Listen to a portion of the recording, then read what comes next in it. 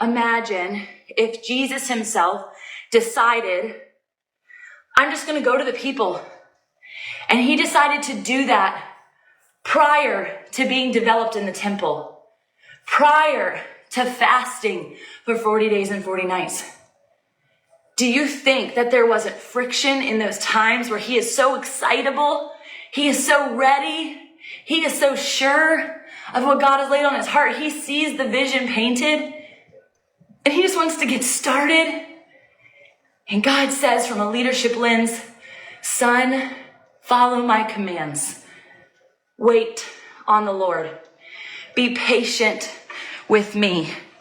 Trust me with all your heart and lean not on your own understandings. In all your ways, submit to him and he will make your plans straight. So I've been building. I've been leading. I've been vision casting. And I have to take ownership in the fact that I wasn't fully plugged in to the heart of the Father and what it means to do that with people. Do you understand the most effective leaders have first understood that one, they've got to get out of the way, but two, there has to be clear direction in where they're going, even if where they're going feels like they're empty-handed. Think of the disciples when God sent them out 2 by 2. When Jesus did this, he said, take this, don't take this, don't take this, don't take this, do this, do this, do this. You can read it in multiple gospels, but right? He said, don't worry about taking food. You don't need money. You're going to stay with those who open their doors to you.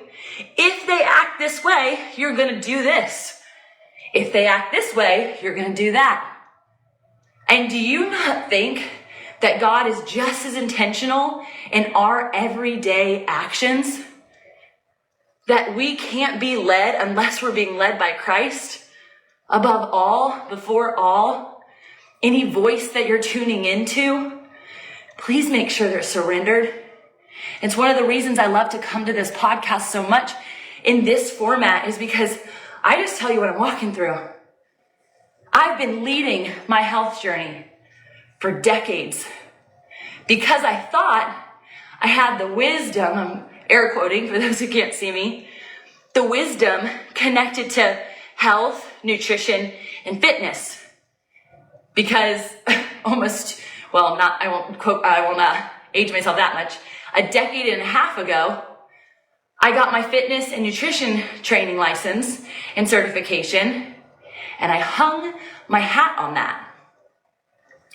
Fast forward to that decade and a half, and I'm going to get blood sampling done and telling the doctor, I'm good. I feel great. I have like shaky hands sometimes, and I go to the chiropractor fairly regularly from a gymnastics incidents that happened when I was in middle school. And from time to time I faint. My toes and my extremities are really, really cold, and sometimes they turn purple in the middle of the summer. I don't know. I feel good. I feel great. And the doctor's looking at me. She's like, okay. And ultimately, after getting the blood work back, her response to me was, Tamra, what worked to get you here isn't going to work to get you there. And I thought, no.